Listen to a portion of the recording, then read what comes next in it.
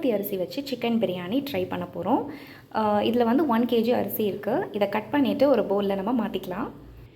இப்போது இதை வந்து ஒரு பவுலில் நம்ம மாற்றிட்டோம். இதை நல்லா வாஷ் பண்ணிக்கலாம். பிரியாணி அரிசி பொறுத்த வரைக்கும் வெறும் ஒரு வாட்டி வாஷ் பண்ணாலே போதும். நீங்கள் சாப்பாட்டுக்கு பொங்குற அரிசி மாதிரி 2 to 3 times வாஷ் பண்ணிகிட்டே இருந்தீங்கன்னா இந்த பிரியாணி அரிசியோட ஸ்மெல் வந்து பார்த்திங்கன்னா போயிடும். ஸோ பிரியாணியோட ஃப்ளேவர் வந்து பார்த்திங்கன்னா கொஞ்சம் குறைஞ்ச மாதிரி ஆகிடும். அதனால் ஒரு வாட்டி வாஷ் பண்ணாலே போதும். இப்போ இந்த அரிசி நான் வாஷ் பண்ணிவிட்டேன். நல்லா தண்ணி இல்லாமல் நல்லா வடித்து எடுத்துக்கோங்க. 1/2 hour இது வந்து ஊறட்டும். இதில் சரியாக 3/4 kg சிக்கன் இருக்குது. நல்லா சுத்தமாக இதை வந்து கழுவி எடுத்துக்கலாம். ஒரு 2 times கழுவுங்க. சுத்தமாக கறி கழுவியாச்சு. இப்போ இதில் நம்ம வந்து உப்பு, மஞ்சள் தூள், தயிர் போட்டுக்கலாம். உப்பு, மஞ்சள் தூள், திக்கான தயிர் ஒரு 3 ஸ்பூன் சேர்த்துக்கலாம். இப்போ இதை நம்ம வந்து மிக்ஸ் பண்ணி எடுத்துக்கலாம். இப்போ நம்ம இதெல்லாமே நல்லா மிக்ஸ் பண்ணிட்டோம். இது ஒரு 20 minutes ஊறட்டும். ஸோ இதெல்லாம் ஊறுற கேப்பில் நம்ம வெங்காயம், தக்காளி, அதுக்கப்புறம் புதினா, கொத்தமல்லி இதெல்லாம் ரெடி பண்ணிக்கலாம். நான் பார்த்தீங்கன்னா 6 வெங்காயம், 6 பச்சை மிளகாய், 2 தக்காளி. தக்காளி நிறைய போட்டிங்கன்னா டேஸ்ட் வேறு மாதிரி இருக்கும். அதனால் நம்ம அதை குறைச்சிக்கலாம். வெங்காயம் கட் பண்ணும்போது இப்படி நல்லா 2 சைடும் மெல்லிஸாக கட் பண்ணிக்கிட்டிங்கன்னா சீக்கிரம் வந்து வெந்துடும். ஸோ 2 தக்காளி, பச்சை மிளகாய் 6. அடுத்தது பார்த்திங்கன்னா இந்த கொத்தமல்லி, புதினா இருக்குது பார்த்திங்களா, இதை வந்து கட் பண்ணி சேர்த்துக்கணும். அப்போ தான் வந்து சீக்கிரமாக வந்து வேகும். அதிலேருந்து வர ஃப்ளேவர் பிரியாணியை இன்னும் எக்ஸ்ட்ராடினரியாக மாற்றிடும். அடுப்பு ஆன் பண்ணிவிட்டு ஒரு சட்டி வச்சுடுங்க. இதில் 3 டேபிள் ஸ்பூன் அளவுக்கு ஆயில் ஊற்றிருக்கேன். பிரியாணி பொறுத்த வரைக்கும் சட்டியும் எண்ணெயும் நல்லா சூடாகணும். இப்போ பார்த்திங்கன்னா நம்ம இதுதான் ஃபஸ்ட்டு போட போகிறோம். பட்டை, கிராம்பு, சோம்பு, ஏலக்காய், கடற்பாசி, ஒரு அன்னாசிப்பூ, 2 பிரியாணி இலை சேர்த்துக்கலாம். இந்த ஸ்பைசஸ் எல்லாத்தையும் இந்த எண்ணெயில் ஒரு முறை நம்ம வதக்கி எடுத்துக்கலாம். கட் பண்ணி வச்சுருக்க வெங்காயம் சேர்த்துக்கலாம். இப்போது இந்த வெங்காயத்தை நல்லா வதக்கிக்கலாம். வெங்காயம் நல்லா ப்ரௌனாக வரும்போது பிரியாணி டேஸ்ட்டு பார்த்திங்கன்னா செம்ம அல்டிமேட்டாக இருக்கும். ஸோ நல்லா வதக்கிக்கலாம். வழக்கமாக எல்லா யூடியூபர்ஸுமே சொல்கிற மாதிரி தேவையான அளவு உப்பு போட்டுக்கோங்க. அது எவ்வளோ தேவைன்னு உங்களுக்கு தெரியும். தேவையான அளவு பார்த்து சேர்த்துக்கோங்க. புதினா, கொத்தமல்லி நான் வந்து கட் பண்ணி வச்சுருக்கேன். வெங்காயத்துக்கு அப்புறமா இதை சேர்த்துக்கோங்க. ஒரு கைப்பிடி போட்டால் போதும். வெங்காயத்தோடு சேர்த்து வதக்கிக்கலாம். இந்த டைமில் போடும்போது நல்லா சூப்பர் ஸ்மெல் வரும் பிரியாணி. நல்லா ஒரு அளவுக்கு வதங்கிட்டக்கப்புறம் இஞ்சி பூண்டு பேஸ்ட் சேர்த்துக்கோங்க. அதே மாதிரி இஞ்சி பூண்டு பேஸ்ட் போடும்போது இஞ்சி கம்மியாகவும் பூண்டு அதிகமாகவும் போட்டுக்கோங்க. இஞ்சி நிறைய போட்டுட்டிங்க அப்படின்னா ரொம்ப வந்து காரமாயிடும். ஸோ பார்த்து சேர்த்துக்கோங்க. இப்போ நம்ம சில்லிஸ் சேர்த்துக்கலாம். இஞ்சி பூண்டு பேஸ்ட்டு போட்டதுக்கப்புறம் கையை எடுக்காமல் வதக்கிட்டே இருங்க. அப்படியே விட்டிங்கன்னா அடி பிடிக்கும். சரியா? இப்போது கட் பண்ண தக்காளி, நிறைய தக்காளி சேர்க்க வேண்டாம். ஸோ 2 தக்காளி போட்டுட்டு நல்லா வதக்கிடுங்க.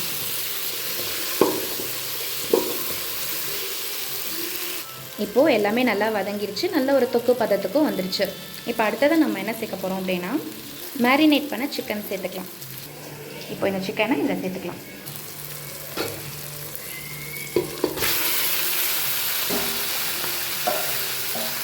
அடுப்பு கொஞ்சம் லோ ஃப்ளேமில் மாற்றிட்டு இப்போது இந்த தொக்கை இந்த சிக்கன் மேலே நல்லா ஸ்ப்ரெட் ஆகிற மாதிரி நல்லா இப்படி மேலே கீழே எடுத்து விடுங்க, கிளறி விடுங்க. உப்பு எதுவுமே சேர்க்க வேண்டாம். ஏன்னா சிக்கன் வந்து நம்ம மேரினேட் பண்ணும் போதே நம்ம வந்து உப்பு சேர்த்துருந்தோம். அதே மாதிரி வெங்காயம் நீங்கள் வந்து வதக்கும் போது உப்பு சேர்த்துருந்தீங்க அப்படின்னாலும் கொஞ்சம் கேர்ஃபுல்லாக வந்து பார்த்துக்கோங்க. சரியா? ஸோ இப்போ நம்ம வந்து அடுப்பு லோ ஃப்ளேமில் வச்சுருந்தோம் இல்லையா, எதுக்கு அப்படின்னா மசாலா சேர்க்க போகிறோம். ஹை ஃப்ளேமில் வச்சு சேர்த்திங்கன்னா கரிஞ்சிரும். அதனால தான் லோ ஃப்ளேமில் வச்சு நம்ம எப்போவுமே மசாலா சேர்த்துக்கணும். கொஞ்சம் மங்களகரமாக இருக்கிறதுனால நம்ம மஞ்சள் தூள் முதல்ல சேர்த்துக்கலாம். இப்போது குழம்பு மிளகாய் தூள் ஒரு 2.5 ஸ்பூன் போட்டுக்கலாம். கொத்தமல்லி தூள் சேம் அதே 2 இல்லை 3 கூட நீங்கள் சேர்த்துக்கலாம். கொஞ்சமாக கரம் மசாலா போட்டுக்கோங்க. இப்போ நம்ம இந்த மசாலாவை ஒரு முறை இந்த சிக்கனில் மிக்ஸ் பண்ணி விட போகிறோம். கீழேருந்து இப்படி எடுத்து விடுங்க. ஸோ இப்போ நான் கோட் பண்ணி வச்சுருக்கேன் பார்த்தீங்களா, இதே மாதிரி நீங்கள் மசாலாஸை இந்த சிக்கன் மேலே கோட் பண்ணிக்கோங்க. இப்போது இந்த சிக்கனை நம்ம வந்து வேக வைக்க போகிறோம். தண்ணி எதுவுமே ஊற்ற வேண்டாம், சிக்கன்லேருந்தே தண்ணி பிரியும். இதுக்கு சரியான மூடி பார்த்து மூடிட்டு ஒரு 10 மினிட்ஸ்க்கு அப்புறம் ஓப்பன் பண்ணலாம். லோ ஃப்ளேம்லேயே இருக்கட்டும். தேங்காய் பாலை நம்ம இதில் ஊற்றிடலாம்.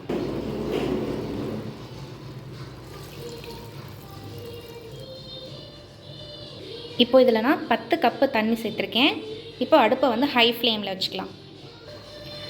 இப்போது நம்ம இந்த தண்ணியை ஒரு முறை இந்த சிக்கன் வேக வச்சிடணும் இல்லையா, ஒரு வாட்டி நல்லா இப்படி கிண்டி விட்டுக்கோங்க. தண்ணி கொதிச்சதுக்கப்புறம் நம்ம அரிசி சேர்த்துக்கலாம். தண்ணி கொதிக்கிட்டும் வெயிட் பண்ணலாம். இந்த ஸ்டேஜில் உங்களுக்கு உப்பு காரம் எல்லாம் சரியாக இருக்கா அப்படின்னு ஒரு முறை பார்த்துக்கோங்க. உங்களுக்கு விருப்பப்பட்டீங்கன்னா நீங்கள் இந்த ஸ்டேஜில் வந்து கேசரி பவுடர் இல்லைன்னா ரெட் சில்லி பவுடர் இந்த மாதிரி கலருக்கு சேர்த்துக்கலாம். உங்களுக்கு விருப்பம் இல்லைன்னா விட்டுருங்க, ஆப்ஷனலாக. இன்னொரு சில பேர் லெமன் சேர்த்து செய்வாங்க, இந்த டைமில் நீங்கள் சேர்த்துக்கலாம். இல்லை எதுவுமே சேர்க்க விருப்பம் இல்லைனாலும் பிரியாணி ரொம்ப டேஸ்ட்டாக தான் இருக்கும். இப்போது கொஞ்சம் பபிள்ஸ் வந்திருக்கு, இன்னும் நல்லா பபிள்ஸ் வரட்டும். அப்போ தான் வந்து தண்ணி நல்லா கொதிச்சிடுச்சு அப்படின்னு அர்த்தம். அதே மாதிரி அரிசி பார்த்திங்கன்னா நான் வந்து நல்லா வடித்து எடுத்திருக்கேன். ஈரமே இல்லை பார்த்திங்களா, இப்படி நல்லா வடித்து எடுத்துக்கோங்க. இப்போ இந்த ஸ்டேஜில் நம்ம அரிசி சேர்த்துக்கலாம்.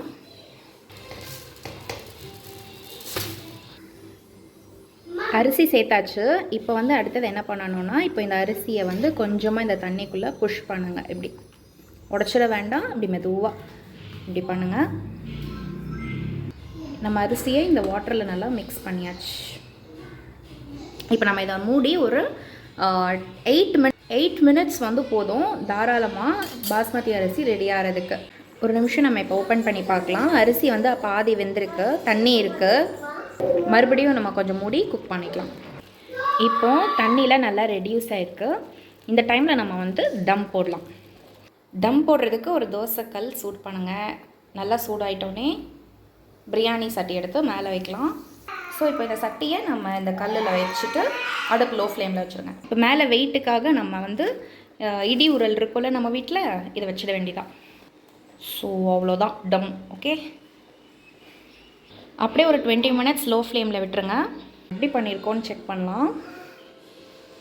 ஸோ பிரியாணி பார்த்திங்கன்னா கலரு, ஃப்ளேவர், டெக்ஸ்சர் எல்லாம் சூப்பராக பர்ஃபெக்டாக வந்திருக்கு.